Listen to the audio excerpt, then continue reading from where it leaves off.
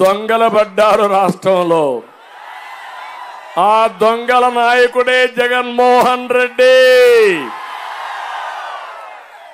అంతకులు పడ్డారు రాష్ట్రంలో, బందిపోట్లు పడ్డారు రాష్ట్రంలో.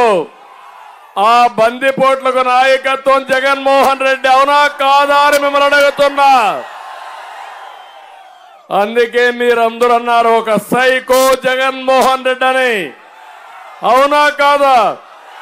ఇంత మునుపు ఏ ముఖ్యమంత్రినైనా ఏ నాయకుడినైనా సైకో అన్నారా అని మిమ్మల్ని అడుగుతున్నా. సైకో అన్నారంటే మీరందరూ నా పాట వేస్తా ఉంటే డాన్సులు చేస్తున్నారంటే అంటే మీలో ఎంత ఆవేదన ఉంది, ఎంత ఉద్వేగం ఉంది, రాష్ట్రం పట్ల ఎంత బాధ్యత ఉంది. 13వ తారీఖు 2 బటన్లు నొక్కాలి. ఒక బటన్ సైకిల్ మీద వెంకట్రాజుకి, రెండో బటన్ పార్లమెంట్ అభ్యర్థి పురంధేశ్వరికి, గులాబీ పువ్వు పైన సిద్ధమా తమ్ముళ్ళు అని అడుగుతున్నా. ఒకటి కేంద్ర ప్రభుత్వానికి, ఒకటి రాష్ట్ర ప్రభుత్వానికి. మీరు బటన్ నొక్కండి. ఒత్తొత్తి బటన్ నొక్కేవాడిని ఇంటికి పంపిద్దాం. మళ్ళా మీ భవిష్యత్తుకు నాంది, మీ భవిష్యత్తుకు భరోసా మాది. తమ్ముళ్ళు ఎంత మోసం చేస్తాడంటే ఏమీ తెలియనట్టు నంగనాచిగా మాట్లాడతాడు. ఈరోజు నేను చెప్తున్నా, మేము సిద్ధమని తిరుగుతున్నారు. ముందు సిద్ధమన్నారు, పెద్ద పెద్ద హోర్డింగ్లన్నీ పెట్టారు. ఇప్పుడు మేము సిద్ధమన్నారు.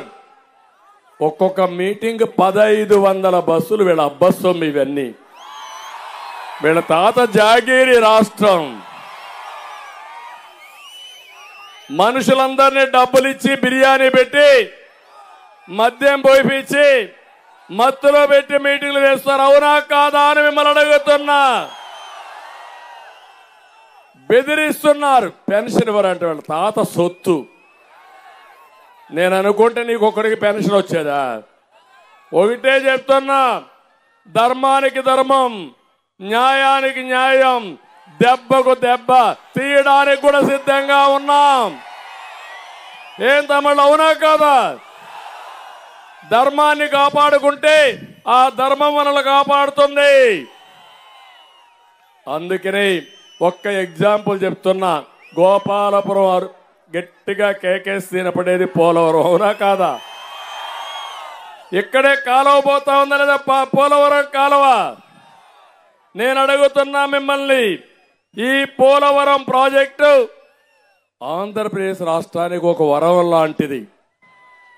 మీరు ఒక్కసారి ఆలోచించండి. దేశంలోనే అతిపెద్ద ప్రాజెక్టు, 50 లక్షల క్యూసెక్స్ ఆఫ్ నీళ్లు. పెద్దగా ఫ్లడ్ వస్తే నీళ్లు వస్తాయి. ఆ ప్రాజెక్ట్ ఏదైనా ప్రమాదంలో పడితే తూర్పు గోదావరి, పశ్చిమ గోదావరి చాలా భయంకరంగా తయారయ్యే పరిస్థితి వస్తుంది.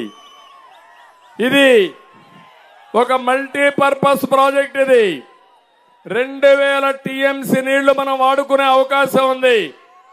2000 టీఎంసీ నీళ్లు వాడుకుంటే ఈ రాష్ట్రంలో కరువు అనే మాటే ఉండదు. నేను అందుకే ఆలోచించా, మనకు ఈ ప్రాజెక్ట్ ని బైఫర్కేషన్ లో పెట్టారు. రాష్ట్రం విడిపోయినప్పుడు ఈ రాష్ట్రానికి న్యాయం చేయాలని పోలవరం ఇచ్చారు. నేను ఆ రోజు ఒకటి అడిగాను ప్రధానమంత్రి గారిని. ఇప్పుడు కాదు, 2014లో నేను ఇక్కడ గెలిచాను. ప్రధానమంత్రి గారు నరేంద్ర మోడీ గారు ఢిల్లీలో గెలిచారు. నేను ప్రమాణ స్వీకారం చేయలేదు. నేను ఒకే మాట అడిగాను, 7 మండలాలు తెలంగాణలో ఉన్నాయి. ఆ 7 మండలాలు రాకపోతే, వాళ్ళు ఒప్పుకోకపోతే ప్రాజెక్టు కట్టలేము. అందుకనే మీరు దయ ఉంచండి. ముందు 7 మండలాలు మాకు ఇస్తేనే ప్రమాణ స్వీకారం చేస్తానని ప్రధానమంత్రి గారు చెప్పి కేబినెట్ లో ఆర్డినెన్స్ తీసుకొచ్చి పార్లమెంటు సమావేశాల కంటే ముందు తెలంగాణ నుంచి 7 మండలాలు తెచ్చినటువంటి వ్యక్తిని నేనే.